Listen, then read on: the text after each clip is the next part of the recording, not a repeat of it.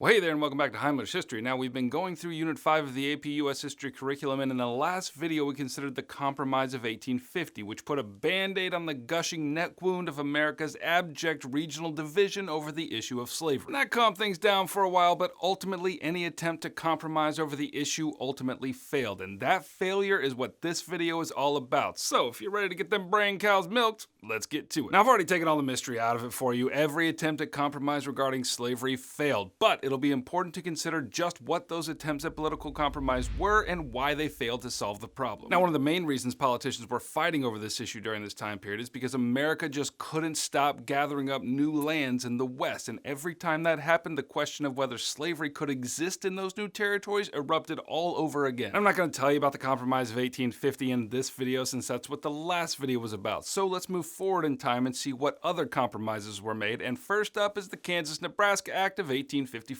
Now, if you look at this map, you can clearly see that this northern section of the Louisiana Purchase was above the 3630 line, which means, according to the Compromise of 1820, that slavery could not exist in that territory. But in 1854, Senator Stephen Douglas of Illinois proposed that this territory be divided into two parts, the Kansas Territory and the Nebraska Territory. Additionally, he proposed that each territory decide by popular sovereignty whether to allow slavery or not. Just in case you forgot, popular sovereignty just means that the people living in those territories could decide for themselves whether to allow slavery. And if you're listening closely, you'll no doubt see why this proposal of the Kansas-Nebraska Act enraged some Americans, especially those of the northern persuasion. By passing this law, Congress effectively overturned the Compromise of 1820, which northerners held onto with exceeding tenacity. Now, one major fallout of the popular sovereignty decision is that violence erupted in Kansas between pro-slavery and anti-slavery folks. And why wouldn't it? Like, if the people themselves got to decide the slavery question, then clearly each side was going to fight in order to gain control of the territory. This violence became known as Bleeding Kansas, and the violence continued on and off for several years. But in 1855, when it came time to elect a territorial legislature and therefore to decide once and for all the fate of Kansas with respect to slavery, something kind of wonky happened. According to the voter rolls, there were something like 1,500 men eligible to vote, but when the votes were counted, there were like 6,000 votes. I'm just a humble history teacher who barely passed high school algebra, but even I can see that those numbers are a little kooky. As it turned out, the explanation for all those additional votes wasn't that much of a puzzle. Like, Missouri was right next door, and that was a slave state, and at the news that a new territorial legislature was being elected, thousands of pro-slavery Missourians flooded across the border and cast illegal votes for a pro-slavery territory. It was clearly fraudulent, but the pro-slavery folks in Kansas did not concede, nor did the anti-slavery folks, and so what was the solution? The solution was that two rival state legislatures were established in Kansas. The pro-slavery folks wrote up a constitution and established their legislature in Compton, while the anti-slavery folks refused to recognize the authority of the fraudulent Constitution and wrote their own governing document and set up a rival legislature in Topeka. To make the fracture even worse, President Franklin Pierce went ahead and recognized the pro-slavery government as legitimate and the anti-slavery government as fraudulent. And I hope you're starting to see why westward expansion and slavery were causing people to lose their ever-loving minds during this period. Okay, so that was one attempt at compromise, and it was, in no uncertain terms, a failure. Let's look at another attempt, namely the Dred Scott Decision of 1857. This was a case brought before the Supreme Court that had massive consequences for the slavery question, and the story goes like this. Dred Scott was an enslaved man who lived in Missouri, and he was taken by his master to live in Illinois and Wisconsin, both places where slavery was illegal, and so on account of that, Dred Scott sued his master for his freedom, arguing that by virtue of living in free territory for 2 years, he was indeed free. Now, seems like a decent argument to me. However, Chief Justice Roger Taney, who was a Southern Democrat, handed down a decision along with the majority of the court against Scott's argument. And the reasons behind that decision were as follows. First, Dred Scott was a slave and not a citizen, and therefore had no right to sue in federal court. Second, the Constitution clearly states that Congress cannot deprive any citizen of property without due process of law. Therefore, if enslaved people were property, then slave owners could take them anywhere they wanted without fear of being deprived of their property. Okay, are you listening to that? Like,